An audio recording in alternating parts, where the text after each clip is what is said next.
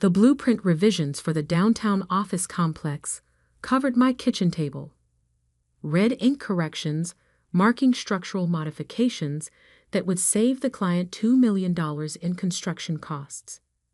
I finished calculating the load-bearing adjustments for the 32nd floor, cross-referencing wind load specifications against the updated foundation design, when 3 sharp knocks echoed through my apartment. I'm Victoria Nash, and for the past 14 years, I've been a structural engineer specializing in high-rise construction. My consulting firm, Nash Engineering Solutions, has designed earthquake-resistant frameworks for buildings across the West Coast, including the 70-story tower that now dominated the city skyline 10 blocks from my apartment. But most people who knew me casually, including my landlord, thought I was just a tenant who worked from home doing computer stuff. The knocking continued, more insistent now. I glanced at the clock, 8:47 p.m. on a Tuesday evening. Not typical timing for maintenance issues or neighborly visits. I saved my work, closed the laptop, and walked to the front door. Through the peephole, I could see Harold Brennan, my landlord for the past 3 years, flanked by 2 men in dark suits who looked distinctly uncomfortable. Harold's usual rumpled appearance had been upgraded to what appeared to be a new jacket and tie, though the effect was somewhat undermined by his perpetually anxious expression. I opened the door, maintaining the polite but distant relationship we'd established since I'd moved into the Meridian Towers apartment complex. "Good evening, Harold. Is everything all right?" He shifted nervously, clearly rehearsing whatever speech he prepared. "Victoria, I need to discuss some changes to your lease agreement. May we come in?" The 2 men behind him said nothing, but their presence was obviously meant to convey authority or intimidation. I stepped aside to let them enter, curious about what had prompted this unusual evening visit. My apartment was spacious by city standards, 2 bedrooms, 2 bathrooms, with floor-to-ceiling windows overlooking the financial district. I'd chosen it specifically for the home office potential and the structural integrity of the building itself, having reviewed the original architectural plans before signing the lease. The rent was reasonable for the location, and Harold had been a hands-off landlord who generally avoided tenant interactions. "Can I offer anyone coffee or water?" I asked, gesturing toward the living room furniture. Harold declined, but one of his companions, a thin man with calculating eyes, surveyed my apartment with obvious assessment. He noted the expensive computer equipment, the engineering texts on the bookshelves, and the framed certificates from various professional organizations. "Victoria," Harold began, his voice carrying a forced confidence that didn't match his body language. "The real estate market has changed significantly since you signed your current lease. Property values in this area have increased dramatically." I nodded politely. Market appreciation was hardly news in a city where tech growth had been driving construction booms for years. My own projects had contributed to that growth, though Harold had no idea about the scope of my professional involvement in the district's development. "I understand market conditions can affect property values," I replied. "Is this about the lease renewal negotiations? I thought we weren't scheduled to discuss that until next month." The thin man stepped forward, clearly the source of Harold's newfound assertiveness. "I'm Gerald Hoffman from Hoffman Property Management. We've been consulting with Mr. Brennan about optimizing his portfolio's revenue potential." Ah, Harold had hired a property management company, probably lured by promises of increased rental income through aggressive tenant management. I'd seen this pattern before. Small landlords getting convinced to sacrifice stable, long-term tenants for short-term profit maximization. "The current rental rates for this building are significantly below market value," Hoffman continued. "We've identified substantial opportunities for revenue enhancement through strategic lease restructuring. Translation: they wanted to force out existing tenants to justify massive rent increases for new ones. It was a common gentrification strategy, though typically implemented with more legal finesse than this evening's intimidation approach. Harold cleared his throat. "Victoria, your rent is increasing to $4,500 per month, effective immediately. If you can't agree to the new terms, we'll need you to vacate by tomorrow morning." I kept my expression neutral while processing the implications. My current rent was $1,500 monthly. They were proposing to triple it overnight. More significantly, they were attempting to implement this change outside normal lease procedures without proper notice or legal justification. "That's quite an increase," I said calmly. "May I see the legal documentation supporting this change?"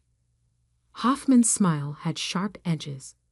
"Market conditions don't require extensive documentation. You can accept the new terms or find alternative housing. Given the current rental market, I doubt you'll find anything comparable at your previous rate." The second man, who'd remained silent until now, finally spoke. "We've brought security personnel to ensure a smooth transition if you choose the vacation option." Security personnel. They'd brought muscle to intimidate a tenant into accepting illegal rent increases. This was moving from aggressive property management into potential extortion territory. "I appreciate you coming by to discuss this," I said, maintaining my calm tone. "Before I respond, could you give me a few minutes to retrieve some paperwork from my files? I want to review my lease terms and legal options." Harold nodded eagerly, probably assuming I was preparing to negotiate or surrender. Hoffman checked his expensive watch with obvious impatience, while the security contractors positioned themselves near the door like they were preventing an escape attempt. I walked to my home office, closing the door behind me. The filing cabinet in the corner contained the usual tenant documents: lease agreements, rent receipts, correspondence with Harold about maintenance issues. But in the bottom drawer, secured in a fireproof document box, were papers that would fundamentally change the evening's dynamic. I'd purchased the Meridian Towers building 8 months ago through Cascade Holdings, one of several shell companies I used for real estate investments. The acquisition had been part of a larger portfolio purchase involving 6 properties across the downtown district, financed through my engineering firm's substantial profits from recent construction projects. Harold had been struggling with building maintenance costs and falling behind on property tax payments. When Cascade Holdings approached him with a generous offer, he'd accepted immediately, though the sale terms included a management agreement that allowed him to continue operating as landlord while we handled ownership responsibilities behind the scenes. The irony was that Harold had been paying rent to my company for months while simultaneously collecting rent from tenants who had no idea about the ownership change. He'd signed paperwork acknowledging Cascade Holdings as the new owner, but apparently hadn't connected that information to his tenant Victoria Nash's actual identity. I pulled out the deed, property transfer documents, and Harold's signed management agreement. The papers clearly established my ownership of the building Harold was now trying to evict me from, using intimidation tactics that violated both his management contract and basic tenant rights. Returning to the living room, I found Hoffman examining my engineering certificates with obvious confusion. He'd apparently expected to find evidence of financial instability, not professional credentials suggesting substantial earning potential. "These are impressive qualifications," he said, gesturing toward my structural engineering license. "What exactly do you do for work?" "I design buildings," I replied simply, settling into my chair with the document folder. "Now, about this rent increase." Harold leaned forward eagerly. "Have you decided about the new terms?" "I've reviewed my legal position, and I have some concerns about your proposed changes. I opened the folder, placing the first document on the coffee table. This is the deed to the Meridian Towers building, filed with the county recorder's office 8 months ago. All three men leaned forward to examine the document. Harold's expression shifted from confident to confused as he read the property details. Hoffman's sharp smile faded as he processed the legal language. According to this deed, I continued, the building owner is Cascade Holdings LLC, which acquired the property from Harold Brennan in a transaction completed last March. Harold nodded slowly. Yes, that's correct. I sold to Cascade, but retained management responsibilities under a service agreement. Excellent. Then you'll recognize this document. I placed the management agreement on the table. Your contract with Cascade Holdings, specifying your duties as property manager and the limitations on your authority. Hoffman snatched up the agreement, scanning the text with growing alarm. The contract clearly outlined Harold's responsibilities and explicitly prohibited arbitrary rent increases without owner approval. Harold, I said gently, according to Section 12 of your management agreement, any rent adjustments require written approval from Cascade Holdings' authorized representative. Did you obtain that approval before tonight's visit? His face had gone pale. No, I thought. Hoffman said market conditions aloud. Market conditions don't override legal contracts, I continued. More importantly, Section 15 prohibits intimidation tactics against tenants, including threats of immediate eviction without proper legal notice. I placed the final document on the table. This is Cascade Holdings' Articles of Incorporation, filed with the state. You'll notice the authorized representative's signature matches mine. The silence that followed was profound. Harold stared at the documents, slowly connecting pieces he'd somehow missed despite signing them months earlier. Hoffman looked like he was calculating how quickly he could distance himself from the evening's activities. Your Cascade Holdings? Harold whispered. I'm the principal owner, yes, which makes me both your tenant and your boss, Harold. Though after tonight's performance, we need to discuss whether our management arrangement should continue. The security contractors had stepped back toward the door, clearly recognizing that their services were no longer required or welcome. Hoffman was examining his phone, probably searching for exit strategies that didn't involve legal liability. This is impossible, Hoffman protested. Property owners don't rent apartments in their own buildings. Why not? I wanted to live downtown near my work. This building met my requirements, and the apartment was vacant when I moved in. The fact that I later purchased the building doesn't invalidate my tenancy. I stood up, gathering the documents. Harold, your management contract included provisions for situations like this. Tomorrow morning, I'll need you to provide a written report explaining tonight's attempted rent increase and the rationale for bringing security personnel to intimidate a tenant. Victoria, I had no idea. That's precisely the problem. You had no idea who you were dealing with, what legal authority you actually possessed, or what consequences your actions might have. Hoffman finally found his voice. This whole situation is highly irregular. Property owners have rights that supersede tenant protections. Property owners have responsibilities that include following their own management contracts and respecting tenant rights, neither of which happened tonight. I walked to the window, looking out at the city skyline where several buildings bore my engineering signature. The irony of the evening wasn't lost on me. I designed earthquake-resistant structures that could withstand natural disasters, but apparently hadn't protected myself against landlord stupidity. Gentlemen, I think this meeting is concluded.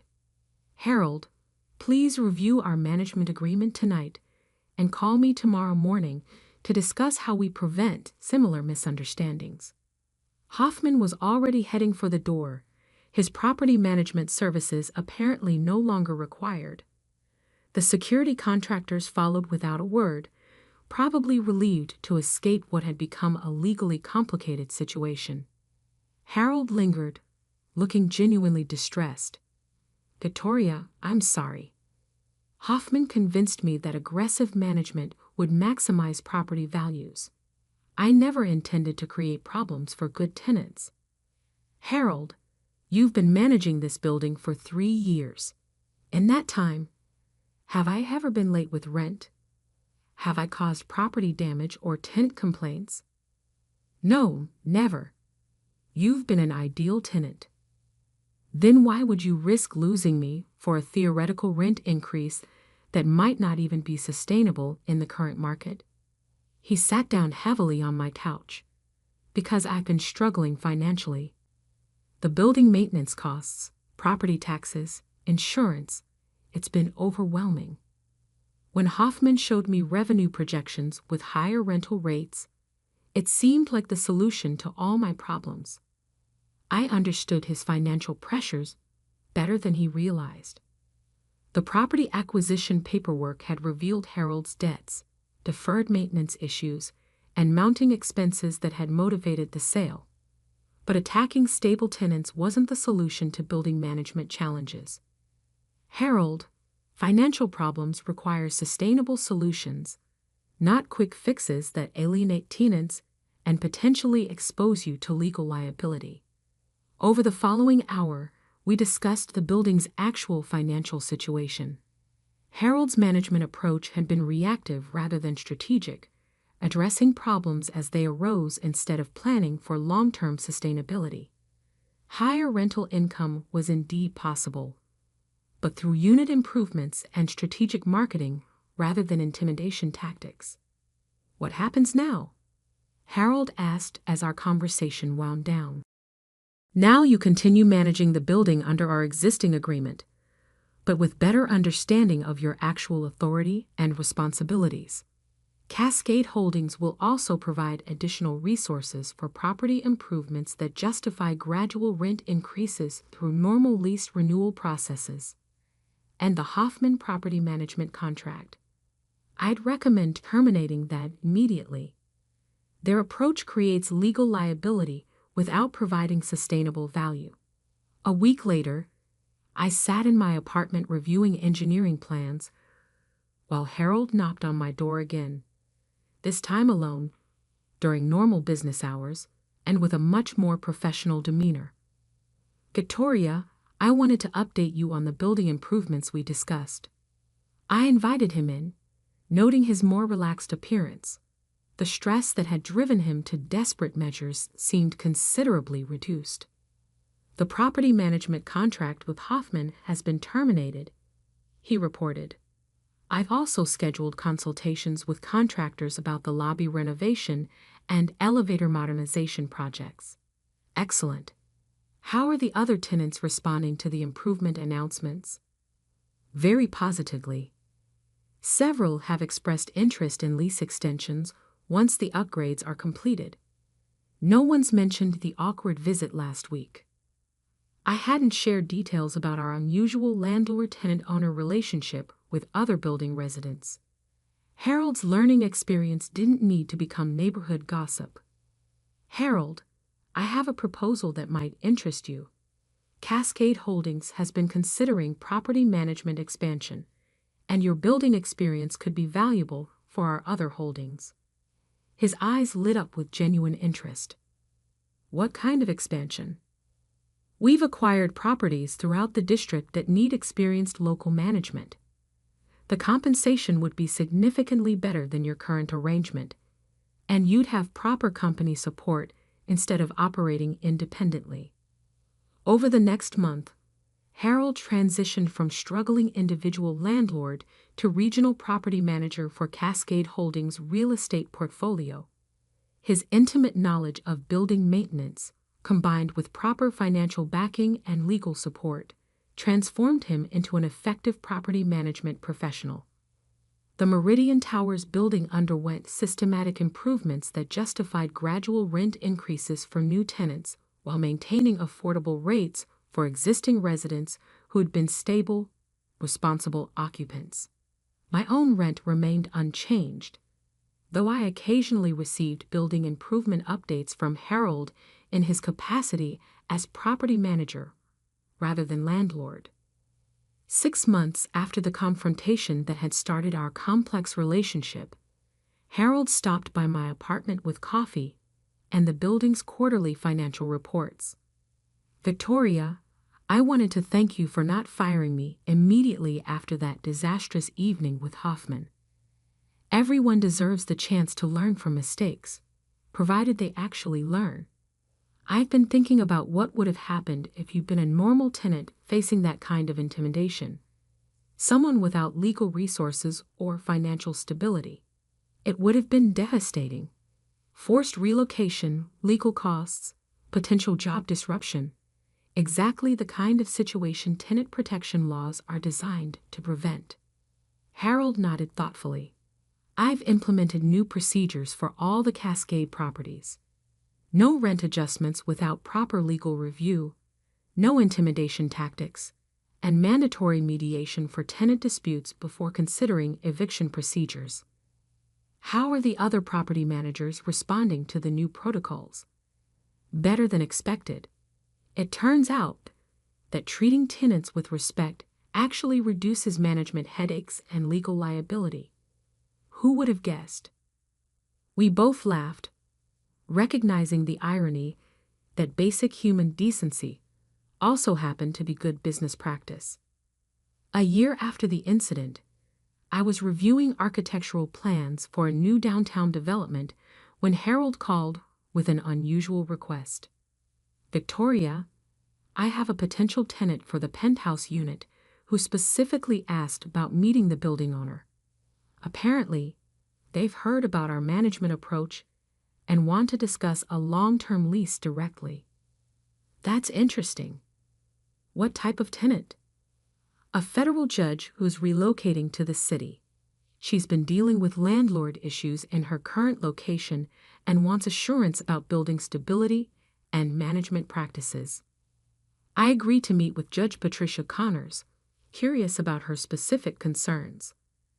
The conversation revealed that she'd been researching downtown properties and had identified Meridian Towers as having unusually stable management and satisfied tenants. "I've seen too many landlord-tenant conflicts in my courtroom," Judge Connors explained. "Properties with ethical management practices are increasingly rare, and I'm willing to pay premium rent for peace of mind." "What convinced you that this building met your requirements?"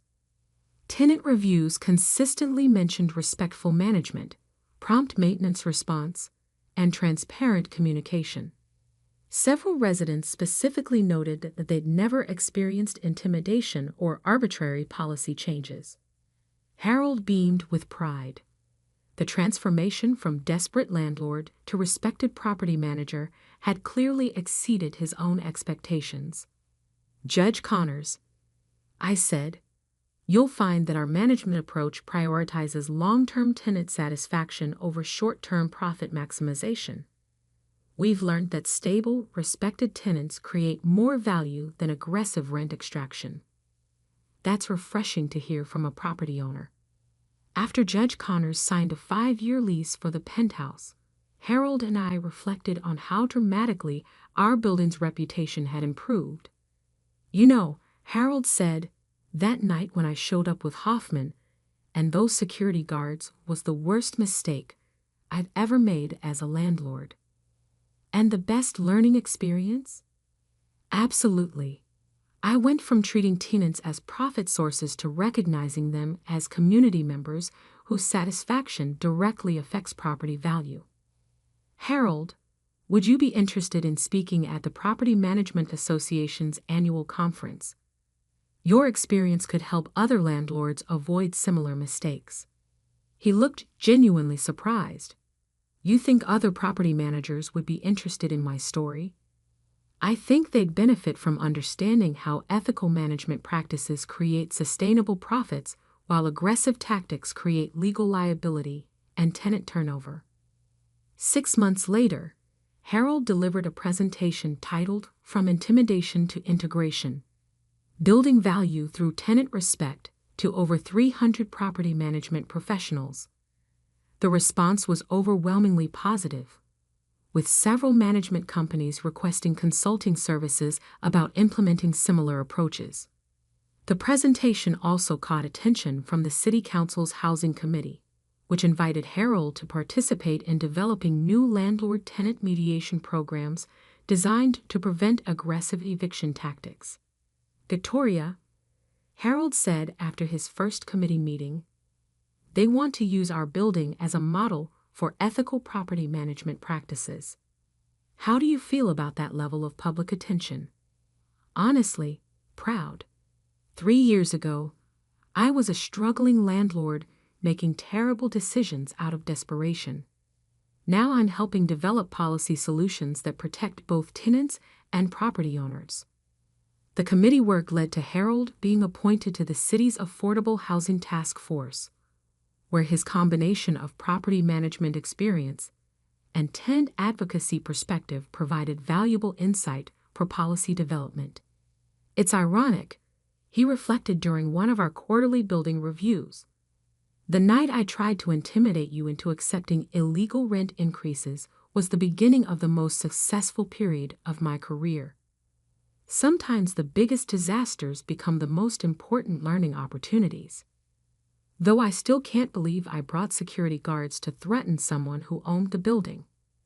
We both laughed, recognizing that the evening had been simultaneously Harold's worst decision and the catalyst for dramatic positive change in his professional approach and personal values. 2 years after our initial confrontation, Meridian Towers had become one of the city's most sought-after residential properties, with a waiting list for available units and rent rates that reflected quality rather than exploitation.